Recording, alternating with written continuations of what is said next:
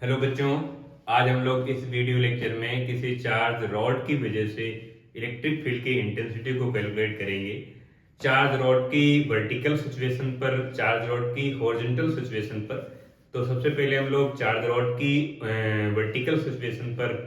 Electric field की intensity को calculate करेंगे। हमारे पास कोई चार्ज रॉड है जिसमें से यूनिफॉर्मली चार्ज डिस्ट्रीब्यूटेड है। अब अगर चार्ज रॉड इस तरह की रखी है तो इसकी वर्टिकल सिचुएशन ये हो गई और हॉरिजॉन्टल सिचुएशन ये हो गई। अगर रॉड चार्ज रॉड इस तरह से रखी हुई है तो इसकी ये वर्टिकल सिचुएशन हो गई और ये हॉरिजॉन्टल सिचुएशन हो गई। तो डिपेंड करता है कि चार्ज रॉड किस सिचुएशन पर रखी गई है, किस तरह से रखी गई है, उस हिसाब से इसकी वर्टिकल या हॉरिजॉन्टल सिचुएशन डिसाइड होगी। इसका वर्टिकल पॉइंट या हॉरिजॉन्टल पॉइंट डिसाइड होगा। वर्टिकल पॉइंट के लिए ध्यान रखना है इसकी लेंथ के परपेंडिकुलर वर्टिकल हो जाएगा, लेंथ के पैरेलल हॉरिजॉन्टल पॉइंट हो जाएगा। तो सबसे पहले हम लोग कैलकुलेट करते हैं चार्ज रॉड की वर्टिकल सिचुएशन पर यानी वर्टिकल पॉइंट पर नेट इलेक्ट्रिक फील्ड की वैल्यू क्या होगी और किस तरह से कैलकुलेट करते हैं। ये हमारे पास कोई चार्ज रॉड हो गई, ये इस तरह से चार्ज रॉड है और इसमें से पॉजिटिवली चार्ज यूनिफॉर्मली डिस्ट्रीब्यूटेड है, ये इस तरह से। और यहां से इस पॉइंट से या इस पॉइंट से मैं कुछ डिस्टेंस पर जाना है यानी डी डिस्टेंस पर मुझे इस पॉइंट पर नेट इलेक्ट्रिक फील्ड की वैल्यू कैलकुलेट करना है। इस पॉइंट का नाम मैं ए लिख देता हूं, इसका नाम बी लिख देता हूं। यानी रॉड तो हमारी पॉइंट ए पर है और कैलकुलेट करना मुझे बी पॉइंट पर है। इस पूरी रॉड की वजह से यहां पर पॉइंट बी पर कैलकुलेट करना है और पॉइंट बी इसकी वर्टिकल सिचुएशन पर है बिकॉज ये एंगल 90 डिग्री है, ये ध्यान रखना है। तो इसकी वर्टिकल सिचुएशन पर आप ऐसे रोड को रख सकते हैं, इस तरह से ऐसे रोड को रख दें। यहाँ पर ये चार्ज डिस्ट्रीब्यूटेड है और यहाँ पर आपको वैल्यू कैलकुलेट करना है डी डिस्टेंस, इस जगह पर कैलकुलेट करना है तो भी एंगल 90 डिग्री है। अगर इसकी हॉरिजॉन्टल सिचुएशन पर कैलकुलेट करना है तो इधर कैलकुलेट करेंगे या तो इधर कैलकुलेट करेंगे। अगर रॉड को आपने इस तरह से रख दिया तो इसकी हॉरिजॉन्टल सिचुएशन इधर है, इस लाइन के अलोंग यानी लेंथ के अलोंग हॉरिजॉन्टल सिचुएशन है और लेंथ के परपेंडिकुलर वर्टिकल सिचुएशन है। तो इस बात का ध्यान रखना है कि रॉड को हम किसी भी तरह से रख सकते हैं।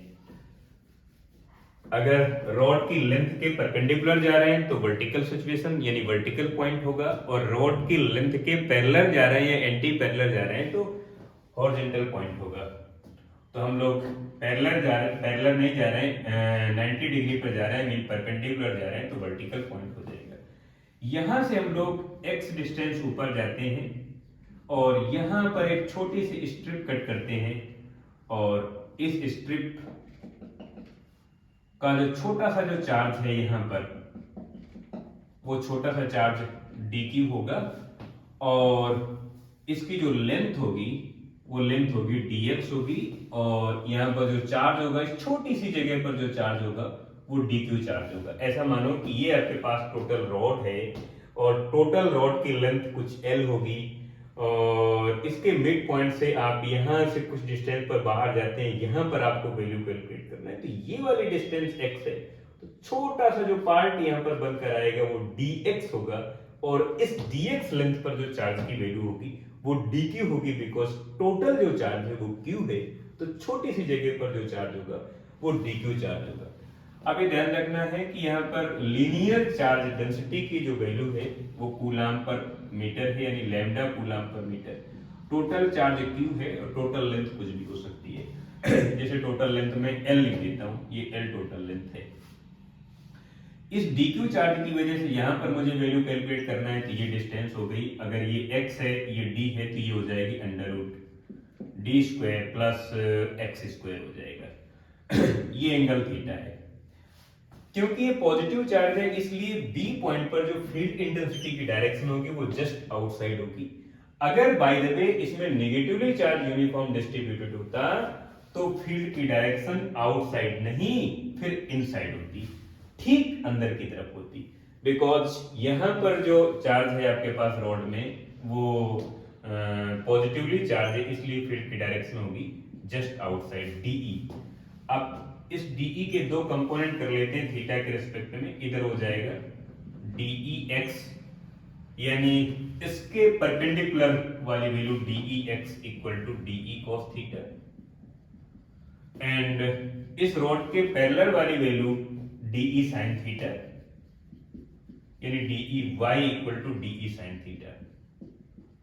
इसकी जो रिजल्टेंट वैल्यू आएगी वो जीरो आएगी, बट इसकी रिजल्टेंट वैल्यू जीरो नहीं आएगी। इसे हमें कैलकुलेट करना है, और किस तरह से कैलकुलेट करेंगे इस बात को समझते हैं कि बी पॉइंट पर कितनी नेट इलेक्ट्रिक फील्ड होगी समझते हैं। सबसे पहले आपका काम ये है कि ए बी और ये पॉइंट सी है, इस ए बी सी पॉइंट पर आप tan का यूज कर ले, तो tan थीटा इक्वल टू जैसे ही आप tan थीटा यूज करेंगे तो एंगल के सामने वाली जो साइड होती है वो परपेंडिकुलर होती है, और ये हो गई बेस, ये हाइपोटेनियस हो गई, तो tan theta equal to x divide by d हो जाएगा। तो यहाँ से आप x इक्वल टू कैलकुलेट करेंगे तो d tan थीटा हो जाएगा, और आप इसका अगर डिफरेंशिएशन कर दें तो dx equal to d sec square theta हो जाएगा, और फिर d थीटा हो जाएगा। ये आपके पास वैल्यू आ जाएगी dx की वैल्यू आ गई। और अब आप कैलकुलेट करेंगे इसकी वैल्यू को, dEx equal to DE cos theta. cos theta की वैल्यू चाहे तो यहां से कैलकुलेट कर सकते हैं, बट अभी कोई जरूरी नहीं है। तो यहां पर मैं डीई की वैल्यू पहले कैलकुलेट करूंगा। तो ई की वैल्यू आपको मालूम है पॉइंट चार्ज की वजह से, क्योंकि इस रोड में हमने एक छोटा सा चार्ज एलिमेंट कट कर लिया, तो ये पॉइंट चार्ज का काम कर रहा है, तो इस पॉइंट चार्ज की वैल्यू है डी क्यू है। तो अगर कोई पॉइंट चार्ज होता है उसकी वजह से फिर इंटेंसिटी होती है 1/4πε0 q बाई डिस्टेंस स्क्वायर, तो यहां पर हो जाएगा q divide by distance square r square. But यहां पर आपके पास जो चार्ज है वो q नहीं है, dq है, बिकॉज स्मॉल चार्ज एलिमेंट आप कट कर रहे हैं, तो स्मॉल जगह पर छोटी सी थिकनेस पर जो चार्ज की वैल्यू है वो dq है। तो यहां पर आप लिखेंगे de इक्वल टू 1/4πε0, इधर हो जाएगा dq डिवाइड बाय डिस्टेंस आपके पास ये है, तो इसका स्क्वायर कर देंगे, स्क्वायर करने से रूट हट जाएगा, and D square plus x square बचेगा, तो इधर हो जाएगा D square plus x square, ये वैल्यू हो जाएगी। अब आप किसी भी तरह से dq की वैल्यू कैलकुलेट करेंगे, तो dq की वैल्यू कैलकुलेट करने के लिए मैं यहाँ पर लिख देता हूँ, जगह जगह जगह की समस्या है, मैं यहाँ पर लिख देता हूँ dq equal to lambda multiply dx, because आप जानते हो कि linear charge density lambda equal to Q divide by total length. Suppose that अगर x है तो आप उसके रेस्पेक्ट में स्मॉल जो चार्ज है और स्मॉल थिकनेस है इस तरह से लिखेंगे, तो dq की वैल्यू यहाँ से हो जाएगी लैम्डा मल्टीप्लाई dx, ये dq की वैल्यू हो जाएगी। dx की वैल्यू यहाँ से आपको पता है, तो मैं डायरेक्ट वैल्यू लिख सकता हूँ dx की। फिर आप इसकी वैल्यू कैलकुलेट करें D square plus x square की, तो इधर मैं लिखूंगा D square plus x square equal to X की वैल्यू आपके पास पहले से D multiply tan theta, D multiply tan theta है, तो आप यहाँ पर डी स्क्वायर की जगह D square as it is लिखेंगे, प्लस एक्स की जगह लिखेंगे डी टेन थीटा, बिकॉज आप एक्स स्क्वायर देख पा रहे हैं, तो एक्स स्क्वायर की जगह D square tan square theta हो जाएगा, तो इधर हो जाएगा D square tan square theta mean D square plus x square equal to D square common ले लेंगे, तो इधर हो जाएगा D square 1 plus tan square theta हो जाएगा, और आप 1 plus tan square theta sec square theta का फार्मूला बन जाएगा, तो D square plus x square equal to D square multiply sec square theta हो जाएगा, ये वैल्यू बन जाएगी। अब ये वैल्यू यहां पर पुटअप करते हैं, नहीं यहीं पर पुटअप करते हैं, तो DE x equal to d E की वैल्यू आपके पास है, ये पूरी वैल्यू है, मीन 1/4πε0 डी क्यू, और d q value lambda multiply d x, तो lambda d x divide by ये वैल्यू है मीन